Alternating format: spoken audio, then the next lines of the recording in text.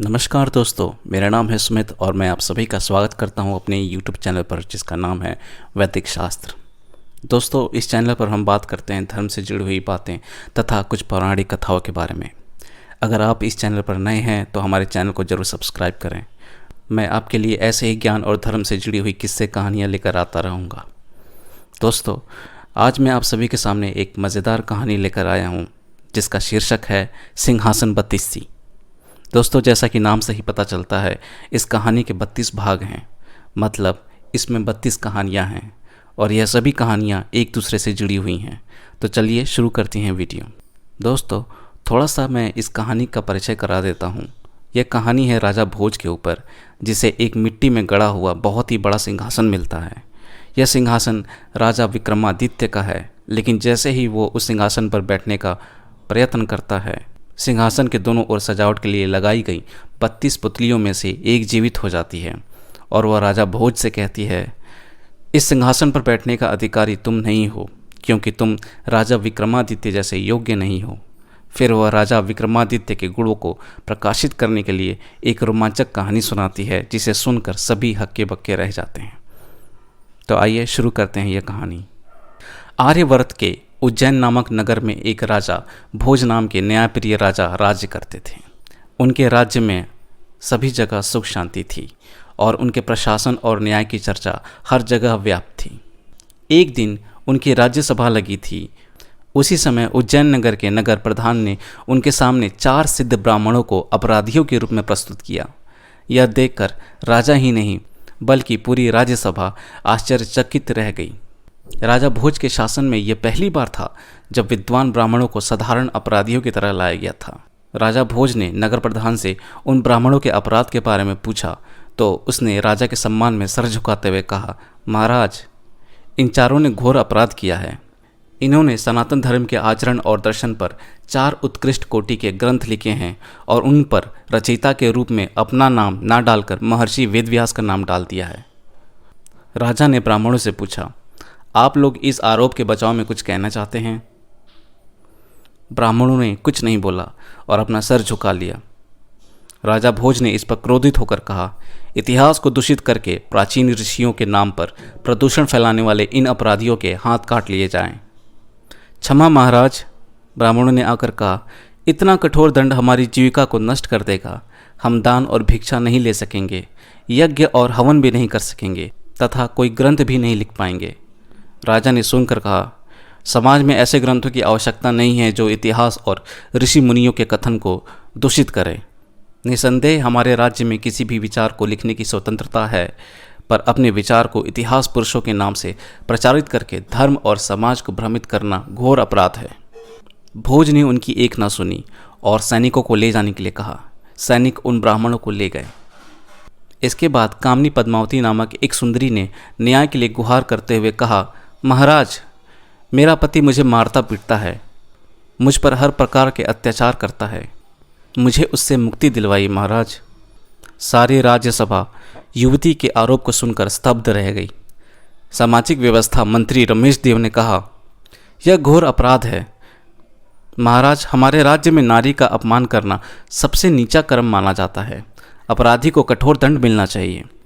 राजा के प्रमाण मांगने पर पद्मावती ने अपने पीठ पर कोड़ों के दाग दिखाए। दाग देखकर सभी भौचक्के हो गए तथा सभी पद्मावती के पति को कठोर दंड देने का अनुरोध करने लगे। राजा भोज ने उसके पति अमरनाथ को बुलवाया। पूछने पर अमरनाथ ने कहा, महाराज, यह आरोप बिल्कुल झूठ है। मैंने तो इसे कभी एक थप्पड़ भी नहीं मारा। हाँ, यह छत पर जाकर मंत्री रमेश देव की पुत्री अपर्णा से बातें करती रहती है। घर का कामकाज तो देखती नहीं और सारा दिन बातें करती रहती है, इसलिए मैं कभी कभी इसे डांट देता हूँ। आप चाहे तो अपर्णा से पूछ लीजिए। उसका भवन हमारे भवन से सटा हुआ है, वह हमारे घर आती जाती भी है। अपर्णा को बुलवाया गया। उसने कहा, महाराज, पद्मावती बिल्कुल झूठ बोलती है। कोड़ों के निशान अमरनाथ के मारने से नहीं हुआ है। महाराज पूछते हैं, फिर कैसे हुआ? तो अपर्णा ने कहा, मैं कल रात नींद नहीं आने के कारण बगीचे में टहल रही थी, तभी मैंने इसको गहनों और कपड़ों में सज धज कर कहीं जाते हुए देखा। मैं छुप कर इसका पीछा करने लगी। मैंने देखा यह नगर के बाहरी हिस्सों में पुराने खंडहर में चली गई और उस खंडहर के पश्चिमी हिस्से में जाकर यह गायब हो गई। मैंने वहां मशाल जलाकर देखा। उस खंडहर में जाने के लिए नीचे की तरफ एक सीढ़ी जा रही थी। मुझे डर लग रहा था, लेकिन उत्सुकता के कारण मैं वहां नीचे चली गई। महाराज, वहां नीचे कई कमरे थे, किसी राजमहल की भांति सजे हुए थे। मैंने उसी बीच एक प्रांगण में एक अधेड़ व्यक्ति को मदिरा पीते हुए देखा। वहां कई औरतें थीं जो उसे सेविकाओं की भांति उस अधेड़ उम्र के व्यक्ति का आदेशों का पालन कर रही थी। वहां सैनिक भी औरतें ही थीं। पद्मावती जैसी ही वहां पहुंची, वह व्यक्ति उसके विलंब से आने के कारण क्रोधित हो गया। पद्मावती ने लाख सफाई दी कि उसका पति विदेश भ्रमण से लौट आया है और उसके सोने में विलंब हो गया था, परंतु उसने एक ना सुनी और स्त्री सैनिकों को उसे कोड़े लगाने के लिए कहा।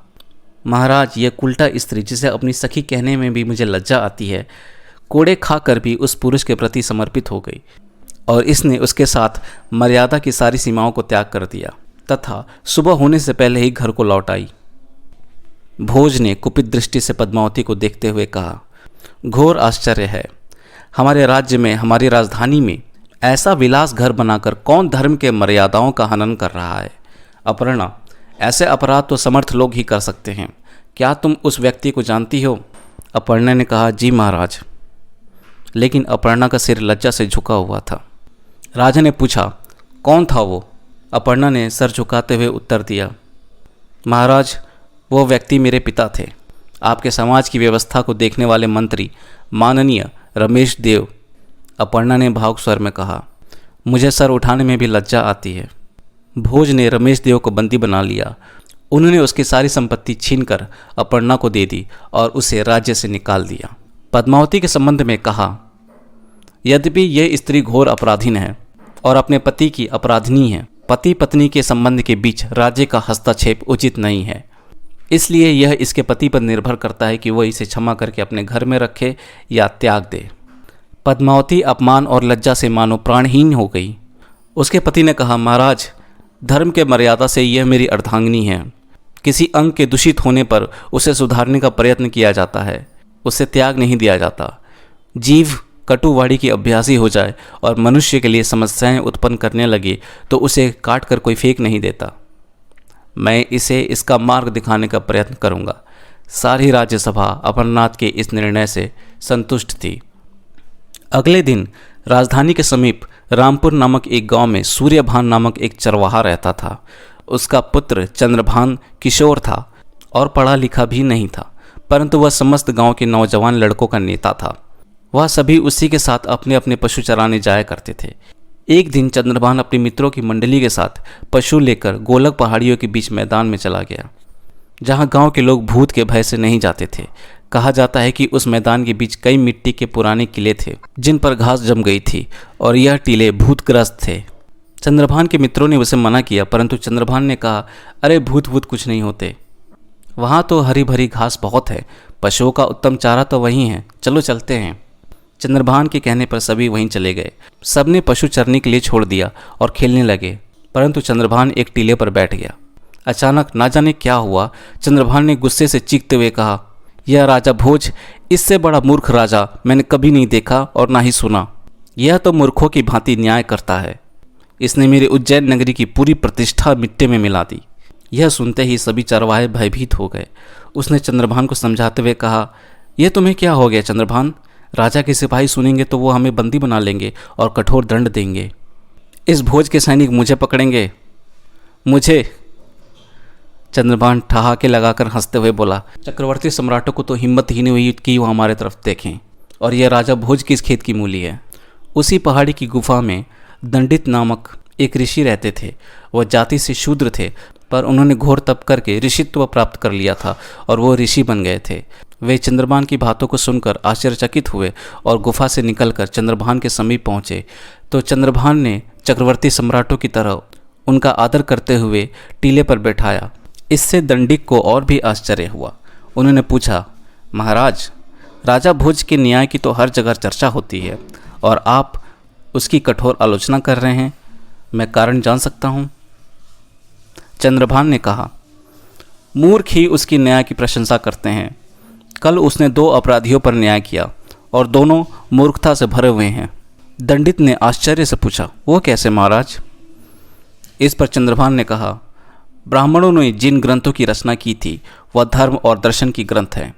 उनकी महानता की प्रशंसा नगर प्रधान ने भी की थी।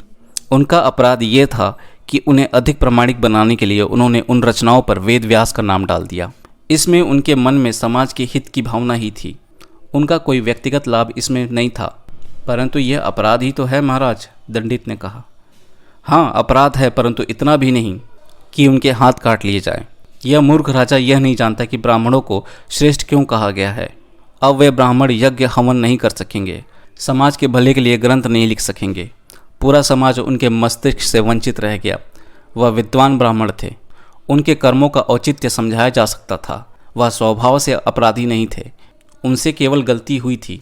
इस गलती को समझाने पर वह सुधार कर सकते थे और भविष्य में पुनरावृत्ति से भी बच सकते थे। दंडित को मानना पड़ा कि वह सच कह रहा था। दूसरी ओर उस मूर्ख ने उल्टा को क्षमा करके सामाजिक मर्यादाओं में ढील दे दी। अगर ऐसे अपराधों पर क्षमा करने लगे तो वह क्या समाज को भ्रष्ट होने से बचा सकेगा? स्त्रियां तो प्रकृतिवश बहकावे में आ जाती हैं। दंड का भय ना हो तो अनेक मर्यादा तोड़कर सामाजिक व्यवस्था को छिन्न भिन्न कर देंगे। दंडिक आश्चर्य से चंद्रभान का मुंह देख रहे थे। यह विश्लेषण एक चरवाहे के मस्तिष्क से परे का था। इस पर उसने एक और मूर्खता का काम किया। चंद्रभान ने कहा, इस मूर्ख राजा ने उल्टा काम किया। राज्य से निकालने का दंड यदि देना ही था तो ब्राह्मणों को देना चाहिए था। मंत्री के लिए तो एक ही दंड था, मृत्यु दंड। चंद्रभान ने कहा, जब राजा के वरिष्ठ अधिकारी ही कानून और मर्यादा को तोड़ रहे हों तो उसके लिए एक ही दंड है, मृत्यु दंड। ऐसे लोग स्वयं ही अपराध नहीं करता, वह उस अपराध को समाज में स्थापित भी करता है। दंडिक चंद्रभान की बातों को सुनकर उसका समर्थन किया। चंद्रभान आगे कहता है, इस राजा भोज की सबसे बड़ी मूर्खता यह थी कि उसने अपने राज्य का एक वरिष्ठ मंत्री को अपमानित करके निर्वासित कर दिया। वह मंत्री था, राज्य के गंभीर गुप्त वेदों को जानता था। वह शत्रु से मिल गया तो इस राजा के लिए समस्या बन जाएगा। दंडिक ने अगले ही दिन राजा भोज को सारी कथा सुनाई। राजा ने चंद्रभान को बुलवाया। पूछने पर चंद्रभान ने कहा, महाराज, मैं नहीं जानता कि मैंने उस टीले पर बैठकर क्या कहा। मुझे कुछ भी ज्ञात नहीं। उस टीले पर बैठने के बाद मुझे प्रतीत हुआ कि मैं एक चक्रवर्ती सम्राट हूँ, और तब मैंने क्या कहा मुझे कुछ भी ज्ञात नहीं। राजा ने आदेश दिया कि टीले को खुदवाया जाए। टीले को खोदने पर उसमें से एक दिव्य रतन जड़ित सिंहासन निकला, जिसके ऊपर सूर्य का चिन्ह देकर ब्राह्मणों ने उसे एक मत से राजा विक्रमादित्य का सिंहासन बताया। उसमें सीढ़ियाँ थीं, दोनों ओर 32 पुतलियाँ भी लगी हुई थीं। राजा ने उसे धो पोंछ कर राज्यसभा में रखवाया और उस पर बैठने की तैयारी करने लगा। शुभ मुहूर्त में राजा भोज सिंहासन पर बैठने के लिए आगे बढ़ा। ब्राह्मणों ने स्वाति वचन शुरू कर दिया। अचानक सिंहासन हिला और यकायक एक पुतली साकार रूप में सामने आई। उसने राजा भोज को रोक दिया और कहा, ठहरो राजा, क्या तुम इस सिंहासन पर बैठने के लिए योग्य हो? राजा भोज और सारा दरबार इस पर आश्चर्यचकित रह गया। पुतली ने कहा, राजा भोज, क्या तुम में राजा विक्रमादित्य के समान गुण हैं? सुनो, मैं तुम्हें एक कहानी सुनाती हूँ। मेरी बातें सुनकर तुम निर्णय करना कि तुम उसके योग्य हो या नहीं। मेरा नाम रत्न मंजरी है। पुतली बोलने लगी। राजा भोज और सारे दरबारी भौचक्के होकर सुनने लगे। अगले वीडियो में हम पहली पुतली की कहानी जानेंगे।